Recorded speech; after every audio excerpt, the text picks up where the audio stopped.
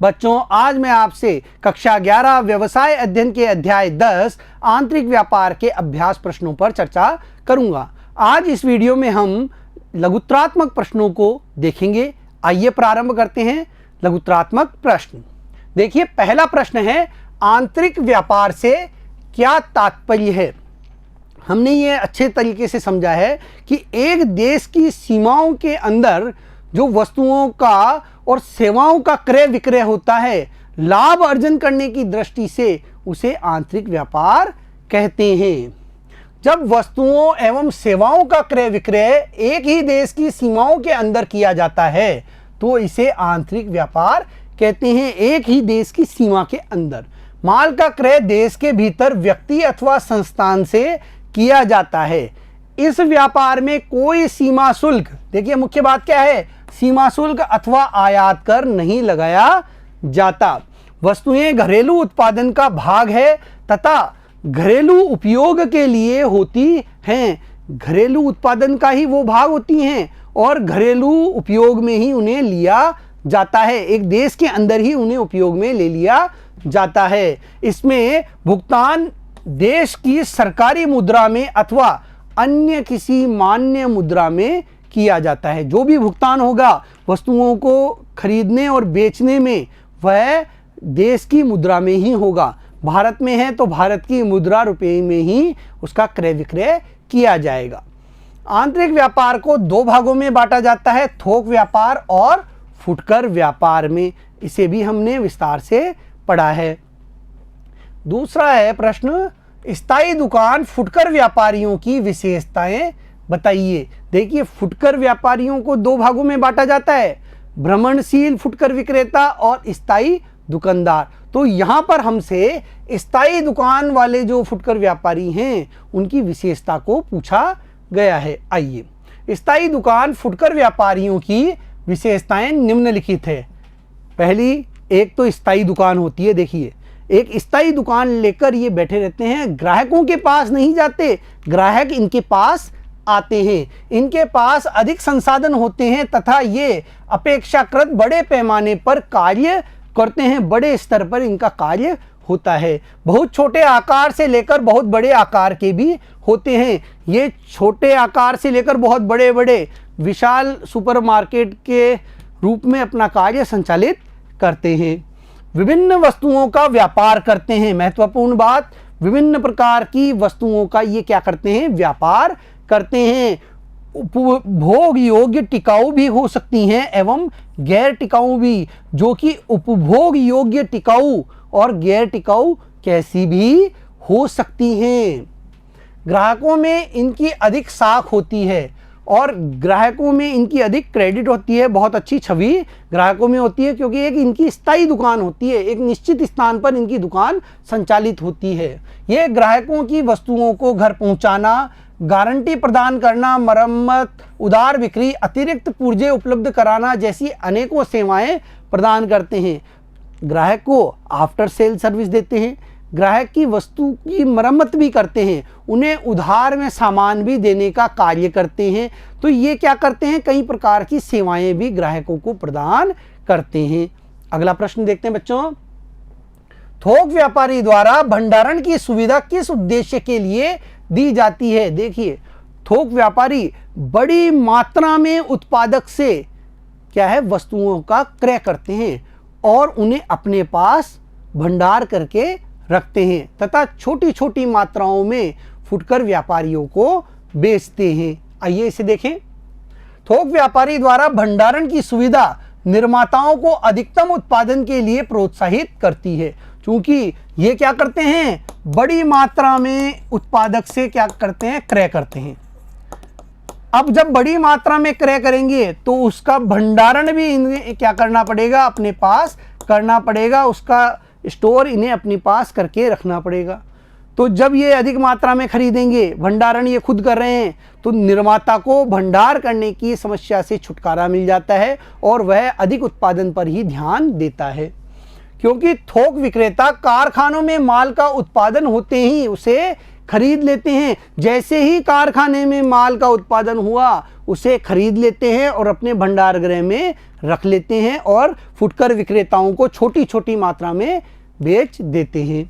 इससे निर्माताओं को तैयार माल को स्टोर करने की सुविधाएं जुटाने की आवश्यकता नहीं होती। इसलिए जो निर्माता होते हैं उन्हें भंडारण की व्यवस्था करने की अधिक आवश्यकता नहीं होती है। अगला देखते हैं बच्चों, थोक व्यापारी से मिलने वाली बाजार जानकारी से निर्माता को किस प्रकार के लाभ मिलते हैं। देखिए, थोक व्यापारी जो है वह बाजार की जानकारी को एकत्र करके निर्माता तक पहुंचाता है।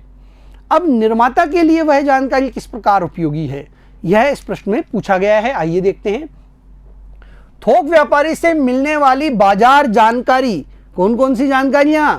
ग्राहकों की रुचि, फैशन में परिवर्तन, साथ ही साथ प्रतियोगियों की जो प्रतिस्पर्धा हो रही है उसके अंदर उनकी जो रणनीति है उसके बारे में जानकारी, यह इन्हें कौन देता है?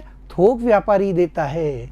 ग्राहकों की रुचि एवं पसंद, बाजार की स्थिति, प्रतियोगियों की गतिविधियों एवं उपभोक्ता की आवश्यकता आदि से निर्माता को अपने उत्पाद व सेवाओं में और अधिक परिवर्तन, देखिए बच्चों, और अधिक परिवर्तन करने के व समाज के लिए उपयोगी बनाने में सहायता प्राप्त होती है। उत्पादक क्या करता है? इन सभी की जानकारी प्राप्त करके अपने उत्पादों और अपनी सेवाओं को और अच्छे तरीके से प्रस्तुत करता है और अच्छे तरीके से तैयार करता है तथा समाज के लिए अधिक उपयोगी बनाने का कार्य करता है। अगला देखते हैं बच्चों, पांचवा प्रश्न, थोक व्यापारी निर्माता को बड़े पैमाने की मितव्ययता में किस प्रकार मदद करता है। जो निर्माता को बड़े पैमाने पर मितव्ययता होती है उसमें थोक व्यापारी किस प्रकार सहायता करता है, यह इस प्रश्न में पूछा गया है। थोक विक्रेता विनिर्माताओं से बड़ी मात्रा में वस्तुएं क्रय करते हैं। देखिए, थोक विक्रेता क्या करता है? बड़ी मात्रा में, बहुत अधिक क्वांटिटी में, बड़ी मात्रा में वह क्या करेगा? क्रय करेगा। अब ऐसी स्थिति में जो उत्पादक होता है उसको क्या करना होता है? उत्पादन करना होता है। जब बड़ी मात्रा में उसका सामान बिक रहा है तो उसे बड़ी मात्रा में ही उत्पादन करना पड़ेगा और जब अधिक मात्रा में उत्पादन किया जाता है तब खर्चे, लागतें कम होती चली जाती हैं और यहीं पर उसकी क्या होती है? बचत होती है। इससे उत्पादक बड़े पैमाने पर उत्पादन करते हैं तथा उन्हें बड़े पैमाने के लाभ प्राप्त होते हैं। बड़े पैमाने पर क्या प्राप्त होंगे? लाभ प्राप्त होंगे। अधिक उत्पादन पर निर्माता को बड़े पैमाने की मितव्ययता प्राप्त होती है और जब ज़्यादा उत्पादन किया जाएगा तो लागत कम आने पर लाभ भी होगा और मितव्ययता होती ही है, बचतें होगी ही। अगला प्रश्न है बच्चों, एक वस्तु भंडार और विशिष्टीकृत भंडार के बीच अंतर स्पष्ट कीजिए। क्या आप ऐसे भंडारों को ज्ञात कर सकते हैं? एक वस्तु भंडार और विशिष्टीकृत भंडारों के बारे में यहाँ पूछा गया है। दोनों में क्या अंतर होता है और दोनों को क्या हम पहचान सकते हैं, उसके बारे में पूछा है। आइए देखते हैं। विशिष्टीकृत भंडार क्या होते हैं? पहले एक ही प्रकार की वस्तुओं की बिक्री करते हैं और यह विशेषज्ञ होते हैं। देखिए, ये अपनी दुकानों में एक ही प्रकार की वस्तुओं की बिक्री करते हैं। केवल बच्चों के सिले सिलाए वस्त्र बेचने वाली दुकानें या फिर पुरुषों के वस्त्र, महिलाओं के जूते, खिलौने एवं उपहार की वस्तुएं, स्कूल यूनिफॉर्म आदि। विशेष वस्तुओं की दुकानें साधारणतया केंद्रीय स्थल पर स्थित होती है जहां पर बड़ी संख्या में लोग आते हैं। ये ग्राहकों को वस्तुओं के चयन का भारी अवसर प्रदान करते हैं। देखिए, जो ये विशिष्टीकृत भंडार होते हैं यहाँ पर आपको मिलेंगे तो एक ही प्रकार की वस्तुएं। जैसे मान लीजिए आपको वहां खिलौने मिले, वहां पर आपको क्या मिल रहे हैं? खिलौने। लेकिन खिलौने अलग अलग कंपनियों के, अलग अलग वैरायटी के और कई प्रकार के, कई बहुत संख्या में वहां पर खिलौने आपको मिलेंगे। ग्राहक को चयन का अधिकार वहां पर मिलता है। जबकि एक वस्तु भंडार में क्या होता है, आइए देखते हैं। एक वस्तु के भंडार, देखिए बच्चों, ये वे भंडार होते हैं जहां एक ही प्रकार की वस्तुएं बेची जाती है। यहाँ पर एक ही प्रकार की विभिन्न वैरायटियों की वस्तुएं आपको उपलब्ध हो जाती हैं। एक ही श्रेणी की वस्तुओं का ये विक्रय करते हैं। जैसे घड़ियाँ, यहाँ पर आपको विभिन्न प्रकार की जो घड़ियाँ हैं वो मिल जाएंगी। अलग अलग कंपनियों की केवल घड़ियाँ ही यहाँ पर आपको मिलेंगी। जूते, कारें, टायर, कंप्यूटर, पुस्तकें, स्टेशनरी आदि ये एक वस्तु भंडार के रूप में संचालित की जाने वाली दुकानें हैं। यह भंडार एक ही श्रेणी की अनेकों प्रकार की वस्तुएं रखते हैं तथा केंद्रीय स्थल पर मुख्य बाजारों में ये क्या है, स्थित होते हैं, जहां पर लोग आते जाते रहते हैं। एकल स्वामित्व अथवा साझेदारी फर्म के रूप में ये चलाए जाते हैं। एकल फर्मों के रूप में या साझेदारी फर्मों के रूप में इन्हें संचालित किया जाता है। अगला देखते हैं बच्चों, 7वां प्रश्न है, पटरी व्यापारी और सस्ते दर की दुकान में किस प्रकार अंतर्भेद करेंगे।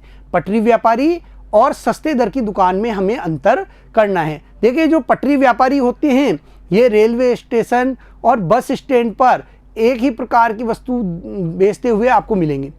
कोई सस्ते सामान बेच रहा है, कोई खाने पीने की वस्तुएं बेच रहा है, कोई समाचार पत्र बेच रहा है। तो ये वहाँ पर आपको एक ही स्थान पर वस्तुएं बेचते हुए मिलेंगी। और सस्ते दर की जो दुकानें होती हैं वो ग्राहकों की उपलब्धता के आधार पर अपना स्थान परिवर्तित कर लेती हैं। वो टेबल लगाकर एक स्थान पर बैठते हैं और जहाँ पर उनको संभावना ज़्यादा होती है फिर वहाँ चले जाते हैं। पटरी विक्रेता ये ऐसे छोटे विक्रेता होते हैं जो ऐसे स्थानों पर पाए जाते हैं जहां लोगों का भारी आवागमन होता है, जहां लोग भारी संख्या में आते जाते रहते हैं। यह साधारण रूप में उपयोग में आने वाली वस्तुओं को बेचते हैं, जैसे कि स्टेशनरी का सामान, खाने पीने की चीज़ें, तैयार वस्त्र, समाचार पत्र आदि। वे अपने बिक्री के स्थान को आसानी से नहीं बदलते और अपने स्थान को वो आसानी से बदलते भी नहीं हैं। सस्ते दर की दुकान, ये वे छोटे फुटकर विक्रेता होते हैं जिनकी किसी व्यावसायिक क्षेत्र में स्वतंत्र अस्थायी दुकान होती है। स्वतंत्र रूप से ये टेबल कुर्सी लगाकर वहाँ पर अपनी दुकान चलाते हैं। ये अपने व्यापार को एक क्षेत्र से दूसरे क्षेत्र में वहाँ की संभावनाओं को देखते हुए बदलते रहते हैं। ये उपभोक्ता वस्तुओं में व्यापार करते हैं एवं वस्तुओं को उस स्थान पर उपलब्ध कराते हैं जहां पर उपभोक्ता को इसकी ज़्यादा आवश्यकता होती है। तो ये है सस्ते दर की दुकान। अगला है 8वां प्रश्न, थोक व्यापारी द्वारा निर्माता को दी जाने वाली सेवाओं की व्याख्या कीजिए। जो थोक व्यापारी है वह निर्माताओं को कौन कौन सी सेवाएं प्रदान कर रहा है, आइए। थोक व्यापारी द्वारा निर्माता को दी जाने वाली सेवाएं। पहली सेवा है, थोक व्यापारी निर्माताओं से बड़ी मात्रा में माल का क्रय करते हैं। बड़ी मात्रा में माल का क्रय करते हैं, इससे उत्पादक को क्या करना पड़ता है, उत्पादन करना पड़ता है। अधिक मात्रा में वह उत्पादन करता है जिससे उससे लाभ होते हैं। इससे निर्माता बड़े पैमाने पर उत्पादन करते हैं और बड़े पैमाने पर उत्पादन करने से प्राप्त होने वाले लाभों को प्राप्त करते हैं। दूसरा क्या है, थोक व्यापारी वस्तुओं का क्रय विक्रय अपने नाम से करते हैं और अपने भंडार गृह में उसे रखते हैं। तो जो भी जोखिम होगी वह थोक व्यापारी उठाएगा। माल को अपने भंडार गृह में रखते हैं। इस प्रक्रिया में मूल्य कम होने की जोखिम, चोरी, छीजत, खराब हो जाना आदि की जोखिमें उठाते हैं। और ये जोखिम कौन उठा रहा है बच्चों, यह थोक विक्रेता उठा रहा है। ये निर्माताओं से माल का नकद क्रय करते हैं। देखिए, एक तो निर्माता से माल का नकद क्रय करते हैं और जब कोई बड़ा ऑर्डर देते हैं तो अग्रिम राशि भी उन्हें देते हैं, जिससे निर्माता के पास पैसे की प्राप्ति हो जाती है। इस प्रकार से निर्माताओं को वित्तीय सहायता प्रदान करते हैं। ये वित्तीय सहायता भी देने का कार्य करते हैं। थोक व्यापारी फुटकर विक्रेताओं से सीधे संपर्क में रहते हैं और उनसे प्राप्त सूचनाओं को निर्माताओं तक पहुंचाने का कार्य करते हैं, जिसके कारण निर्माता अपनी योजनाओं में परिवर्तन लाते हैं और उसका लाभ उठाते हैं। उनसे प्राप्त सूचनाओं को निर्माताओं को विभिन्न पहलुओं के संबंध में विशेषज्ञ सलाह देने का काम भी ये करते हैं। थोक व्यापारी उत्पादकों या निर्माताओं को अनेक विपणन कार्यों से मुक्ति दिलाते हैं। देखिए, निर्माता द्वारा एक एक ग्राहक तक पहुंचना संभव नहीं है। यह कार्य थोक व्यापारी फुटकर व्यापारियों के माध्यम से करते हैं।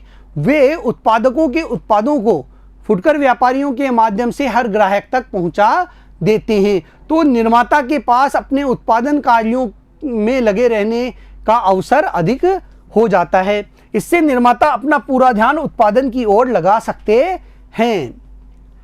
थोक व्यापारी निर्माताओं से नियमित रूप से माल खरीदते हैं। इससे निर्माता अपनी उत्पादन क्रिया वर्ष पर्यंत जारी रखकर अपने संसाधनों का अधिकतम उपयोग कर सकते हैं। देखिए, निरंतर रूप से वह फुटकर व्यापारियों से ऑर्डर लेता है थोक व्यापारी फिर एक बड़ा ऑर्डर किसे देता है? उत्पादक को देता है। माल तैयार होते ही खुद खरीद लेगा और छोटे छोटे टुकड़ों में फुटकर व्यापारियों को बेच देगा। तो यह प्रक्रिया वर्ष भर चलती रहती है। थोक व्यापारी निर्माताओं से माल तैयार होते ही खरीद लेते हैं। इससे निर्माता को तैयार माल को स्टोर करने की सुविधाएं जुटाने की आवश्यकता नहीं रहती। यह भी लाभ थोक विक्रेता द्वारा प्रदान किया जाता है। अगला देखते हैं, फुटकर व्यापारी, थोक व्यापारी और उपभोक्ता को दी जाने वाली सेवाएं बताइए। जो फुटकर व्यापारी द्वारा थोक विक्रेता को और उपभोक्ता को क्या क्या सेवाएं प्रदान की जा रही है वो पूछा गया है। आइए देखते हैं।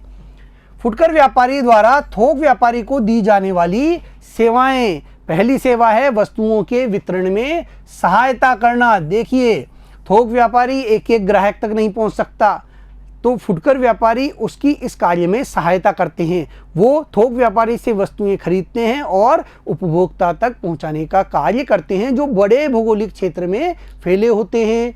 वस्तुओं का व्यक्तिगत रूप से विक्रय करना, एक एक ग्राहक को ये फुटकर व्यापारी व्यक्तिगत रूप से विक्रय करते हैं। थोक व्यापारियों को थोड़ी थोड़ी मात्रा में वस्तुओं की बिक्री करने से मुक्ति दिलाना। अब थोक व्यापारी क्या करता है? बड़ी मात्रा में खरीदता है। अगर वो एक एक दो दो करके छोटे उपभोक्ताओं तक या उपभोक्ताओं तक पहुंचाने का काम करेगा तो उसके लिए बहुत ही बड़ा कार्य वह हो जाएगा। तो इससे बचने में भी जो ये व्यापारी होते हैं ये उसका सहयोग करते हैं। अगला है 9वां प्रश्न, फुटकर व्यापारी द्वारा थोक व्यापारी और उपभोक्ता को दी जाने वाली सेवाएं बताइए। कौन कौन सी सेवाएं फुटकर व्यापारी थोक व्यापारी को और उपभोक्ता को देता है? आइए देखते हैं। थोक व्यापारी को दी जाने वाली सेवाएं, पहली है वस्तुओं के वितरण में सहायता करना। देखिए, थोक विक्रेता एक एक ग्राहक तक अपनी वस्तुएं स्वयं नहीं पहुंचा सकता, वह फुटकर व्यापारियों के माध्यम से ग्राहकों तक पहुंच सुनिश्चित करता है। वह दूर दूर तक फैले हुए ग्राहकों तक वस्तु को पहुंचाने का कार्य इन फुटकर व्यापारियों के माध्यम से कर पाता है। वस्तुओं का व्यक्तिगत रूप से विक्रय करना, और जो ये फुटकर व्यापारी होते हैं ये क्या करते हैं? उपभोक्ता को व्यक्तिगत रूप से विक्रय करते हैं, एक एक उपभोक्ता तक पहुंच सुनिश्चित करके उन्हें वस्तुएं बेचते हैं। तीसरा है थोक व्यापारियों को थोड़ी थोड़ी मात्रा में वस्तुओं की बिक्री करने से मुक्ति दिलाना। अब जो उपभोक्ता होता है वह एक वस्तु, दो वस्तु, तीन वस्तु क्रय करता है, जबकि जो फुटकर विक्रेता होते हैं वो थोक व्यापारी से 10-20 की संख्या में क्रय करते हैं। तो थोक विक्रेता को एक एक वस्तु की बेचने की जो समस्या है उससे छुटकारा भी ये दिलाते हैं। बाजार से संबंधित सूचनाओं को एकत्रित कर थोक व्यापारियों को उपलब्ध कराना। देखिए, महत्वपूर्ण कार्य है बाजार की सूचना थोक व्यापारी को उपलब्ध कराना, क्योंकि फुटकर व्यापारी उपभोक्ता के संपर्क में रहता है, इसलिए वह उसकी रुचि, फैशन से संबंधित जानकारी एकत्र करता है। बाजार के अंदर क्या स्थिति है उसकी जानकारी एकत्र कर थोक व्यापारी को देता है, जिससे थोक व्यापारी निर्माता को अवगत कराते हैं। थोक व्यापारी की बिक्री बढ़ाने में सहायता करना, और फुटकर व्यापारी अपनी बिक्री को बढ़ाकर थोक व्यापारी की बिक्री को बढ़ाने में भी सहायता करते हैं। फुटकर व्यापारी द्वारा उपभोक्ताओं को दी जाने वाली सेवाएं। अब जो थोक व्यापारी के बाद में ये जो फुटकर व्यापारी हैं ये उपभोक्ता को क्या क्या सेवाएं देते हैं, क्योंकि दोनों के बीच की कड़ी होते हैं। तो देखते हैं, विभिन्न उत्पादकों के उत्पादों को नियमित रूप से उपभोक्ताओं को उपलब्ध कराना। कई उत्पादक जो हैं उनके द्वारा उत्पादित उत्पादों को थोक विक्रेता से खरीदकर ये ग्राहकों तक पहुंचाते हैं। उपभोक्ताओं को नए उत्पादों के आगमन व उनकी विशिष्टताओं के बारे में संबंध में सूचनाएं प्रदान करना। नए उत्पाद की जानकारी देना, उसमें क्या विशिष्टता है, उसकी गुणवत्ता कैसी है, उसका मूल्य कैसा है, किस प्रकार काम में लिया जाता है, इसकी जानकारी फुटकर विक्रेता ही उपभोक्ता को देते हैं। उपभोक्ता को उनकी आवश्यकता अनुसार थोड़ी थोड़ी मात्रा में वस्तुएं खरीदने की सुविधा प्रदान करना। देखिए, खुद बड़ी मात्रा में लेगा थोक विक्रेता से, लेकिन उपभोक्ता को एक एक दो दो की मात्रा में उपलब्ध कराता है, तो उपभोक्ता को उसकी आवश्यकता अनुसार वस्तुएं उपलब्ध कराने का कार्य भी यह करता है। अगला है, उपभोक्ताओं को वस्तुएं खरीदते समय अनेक विकल्प उपलब्ध करवाकर वस्तु के चयन के पर्याप्त अवसर प्रदान करना। और जो फुटकर व्यापारी होता है, यह उपभोक्ताओं को पर्याप्त चयन के अवसर भी देता है। वह कई वस्तुएं अपनी दुकान में रखते हैं जिनमें से उपभोक्ता ग्राहक अपनी पसंद की वस्तु का चयन कर सकते हैं। विक्रयोपरांत सेवाएं प्रदान करना। देखिए, यह बिक्री के बाद की सेवाएं भी ग्राहकों को उपलब्ध कराने का कार्य करता है। नियमित उपभोक्ता को उधार की सुविधा प्रदान करना। देखिए, बहुत महत्वपूर्ण है। जो फुटकर व्यापारी होता है, वह अपने नियमित ग्राहकों को उधार की सुविधा उपलब्ध कराते हैं, जिससे उनका कार्य आसानी से चलता है। बच्चों, आज के लिए इतना ही। अगले वीडियो में हम फिर मिलेंगे। धन्यवाद।